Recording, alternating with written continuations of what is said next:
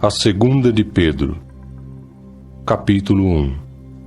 Simão Pedro, escravo e apóstolo de Jesus Cristo, aos que obtiveram uma fé tida por igual privilégio como a nossa, pela justiça de nosso Deus e do Salvador Jesus Cristo.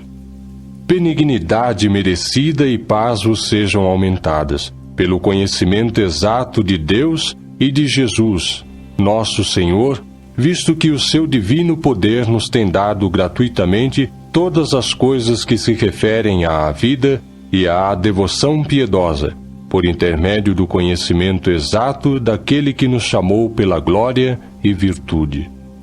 Por intermédio destas coisas, ele nos tem dado gratuitamente as promessas preciosas e muito grandiosas, para que por intermédio delas vos tornasseis parceiros na natureza divina, tendo escapado da corrupção que há no mundo pela concupiscência. Sim, por esta mesma razão, por contribuirdes em resposta a todo esforço sério, supri à vossa fé a virtude, à vossa virtude o conhecimento, ao vosso conhecimento o autodomínio, ao vosso autodomínio a perseverança, à vossa perseverança a devoção piedosa, à vossa devoção piedosa, a afeição fraternal, à vossa afeição fraternal, o amor. Pois se estas coisas existirem em vós e transbordarem, impedirão que sejais quer inativos, quer infrutíferos no que se refere ao conhecimento exato de nosso Senhor Jesus Cristo. Porque se essas coisas não estiverem presentes em alguém, ele é cego, fechando seus olhos à luz, e chegou a esquecer a sua purificação de seus pecados de há muito. Por esta razão, irmãos, fazei tanto mais o vosso máximo para vos assegurar da vossa chamada e escolha, pois se persistirdes em fazer estas coisas, de nenhum modo falhareis jamais.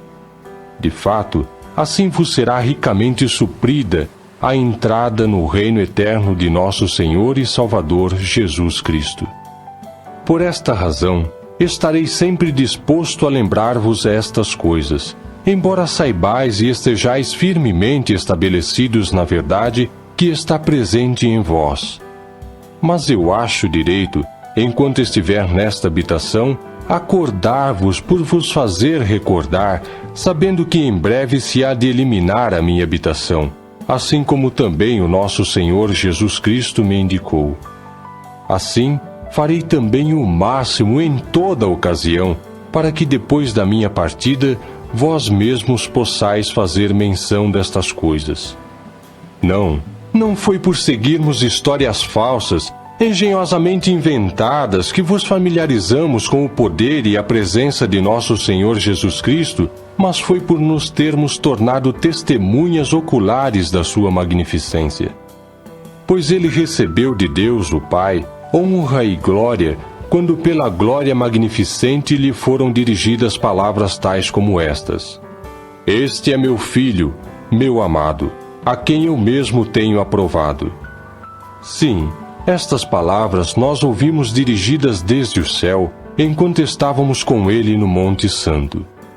Por conseguinte, temos a palavra profética tanto mais assegurada, e fazeis bem em prestar atenção a ela, como a uma lâmpada que brilha em lugar escuro, até que amanheça o dia, e se levante a estrela da alva em vossos corações. Pois sabeis primeiramente isto, que nenhuma profecia da Escritura procede de qualquer interpretação particular. Porque a profecia nunca foi produzida pela vontade do homem, mas os homens falaram da parte de Deus conforme eram movidos por Espírito Santo. Capítulo 2. No entanto, houve também falsos profetas entre o povo, assim como haverá falsos instrutores entre vós. Estes mesmos introduzirão quietamente seitas destrutivas, e repudiarão até mesmo o dono que os comprou, trazendo sobre si mesmos uma destruição veloz. Outros sim, muitos seguirão os seus atos de conduta desenfreada, e por causa destes falar-se-á de modo ultrajante do caminho da verdade. Explorar-vos-ão também em cobiça, com palavras simuladas. Mas quanto a eles, o julgamento desde a antiguidade não está avançando vagarosamente, e a destruição deles não está cochilando. Certamente, se Deus não se refreou de punir os anjos que pecaram, mas lançando-os no Tártaro, entregou-os a covas de profunda escuridão, reservando-os para o julgamento. E ele não se refreou de punir um mundo antigo, mas preservou a Noé, pregador da justiça, junto com mais 7, quando trouxe um dilúvio sobre um mundo de pessoas ímpias. E reduzindo a cinzas as cidades de Sodoma e Gomorra, ele as condenou, estabelecendo para as pessoas ímpias um modelo das coisas que hão de vir. E ele livrou o justo Ló, a quem afligia grandemente que os que desafiavam a lei se entregavam à conduta desenfreada, porque esse justo, pelo que via e ouvia de dia a dia, enquanto morava entre eles, atormentava a sua alma justa em razão das ações deles contra a lei. Jeová sabe livrar da provação os de devoção piedosa, mas reservar os injustos para o dia do julgamento, para serem decepados, porém, especialmente os que vão atrás da carne com o desejo de aviltá-la e que menosprezam o senhorio. Atrevidos, obstinados, não tremem diante dos gloriosos, mas falam de modo ultrajante, ao passo que os anjos, embora sejam maiores em força e poder, não levantam contra eles nenhuma acusação em termos ultrajantes, não o fazendo de respeito por Jeová. Mas estes homens, iguais a animais irracionais, nascidos naturalmente para serem apanhados e destruídos nas coisas em que são ignorantes e falam de modo ultrajante, sofrerão a destruição até mesmo no seu próprio proceder de destruição, fazendo a si mesmos injustiça em recompensa de fazerem injustiça. Acham um prazer viver em luxo durante o dia, são manchas e máculas entregando-se com deleite irrestrito aos seus ensinos enganosos, enquanto se banqueteiam convosco. Eles têm olhos cheios de adultério e são incapazes de desistir do pecado, e engodam as almas instáveis. Eles têm um coração treinado na cobiça, são filhos amaldiçoados, abandonando a vereda reta, foram desencaminhados. Seguiram a vereda de Balaão, filho de Beor, que amava a recompensa de fazer injustiça, mas ele recebeu uma repreensão pela sua própria violação daquilo que era direito. Um animal de carga, sem voz, fazendo pronunciação com voz de homem, impediu o proceder louco do profeta. Estes são fontes sem água e brumas impelidas por uma tempestade violenta, e para eles tem sido reservado o negrume da escuridão. Porque proferem expressões bombásticas de nenhum proveito, e pelos desejos da carne e pelos hábitos desenfreados, engodam os que acabam de escapar dos que se comportam com erro.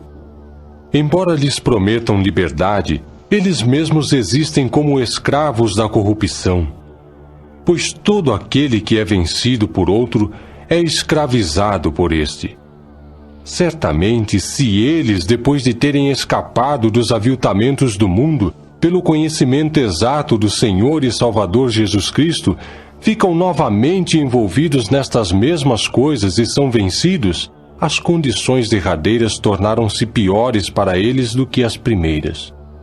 Porque teria sido melhor para eles que não tivessem conhecido de modo exato a vereda da justiça, do que depois de a terem conhecido de modo exato, se desviarem do mandamento santo que lhes foi entregue. Com eles aconteceu o que diz o provérbio verdadeiro: o cão voltou ao seu próprio vômito, e a porca lavada a revolver-se no lamaçal. Capítulo 3. Amados, esta é agora a segunda carta que vos escrevo. sendo que nela, como na minha primeira, estou acordando as vossas claras faculdades de pensar por meio de um lembrete, para que vos lembreis das declarações anteriormente feitas pelos santos profetas e do mandamento do Senhor e Salvador por intermédio dos vossos apóstolos. Pois sabeis primeiramente isto, que nos últimos dias virão ridicularizadores com os seus escárnios, procedendo segundo os seus próprios desejos e dizendo: onde está essa prometida presença dele? Ora, desde o dia em que os nossos antepassados adormeceram na morte, todas as coisas estão continuando exatamente como desde o princípio da criação. Pois, segundo o desejo deles, escapa-lhes este fato, de que desde a antiguidade havia céus e uma terra sobressaindo compactamente a água, e no meio da água pela palavra de Deus. E por esses meios, o mundo daquele tempo sofreu destruição ao ser inundado pela água. Mas pela mesma palavra, os céus e a terra que agora existem estão sendo guardados para o fogo e estão sendo reservados para o dia do julgamento e da destruição dos homens ímpios. No entanto, não vos escape este único fato, amados, que um só dia é para Jeová como 1000 anos, e 1000 anos como um só dia. Jeová não é vagaroso com respeito à sua promessa, conforme alguns consideram a vagarosidade, mas ele é paciente convosco, porque não deseja que alguém seja destruído, mas deseja que todos alcancem o arrependimento. Contudo, o dia de Jeová virá como ladrão, sendo que nele passarão os céus com som sibilante, mas os elementos estando intensamente quentes serão dissolvidos, e a terra e as obras nela serão descobertas. Visto que todas estas coisas hão de ser assim dissolvidas, que sorte de pessoas deveis ser em atos santos de conduta e em ações de devoção piedosa, aguardando e tendo bem em mente a presença do dia de Jeová, pelo qual os céus estando incendiados serão dissolvidos, e os elementos estando intensamente quentes se derreterão. Mas há novos céus e uma nova terra que aguardamos segundo a sua promessa, e nestes há de morar a justiça. Por isso, amados, visto que aguardais estas coisas, fazei o máximo para serdes finalmente achados por ele sem mancha nem mácula e em paz. Além disso, considerai a paciência de nosso Senhor como salvação, assim como vos escreveu também o nosso amado irmão Paulo, segundo a sabedoria que lhe foi dada, falando destas coisas como faz também em todas as suas cartas.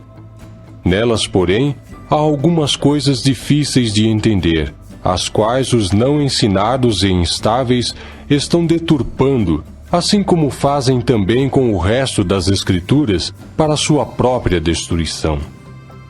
Vós, portanto, amados, tendo este conhecimento adiantado, guardai-vos para que não sejais desviados com eles pelo erro dos que desafiam a lei, e não decaiais da vossa firmeza. Não, mas prossegui crescendo na benignidade merecida e no conhecimento de nosso Senhor e Salvador Jesus Cristo. A ele seja dada a glória, tanto agora como até o dia da eternidade.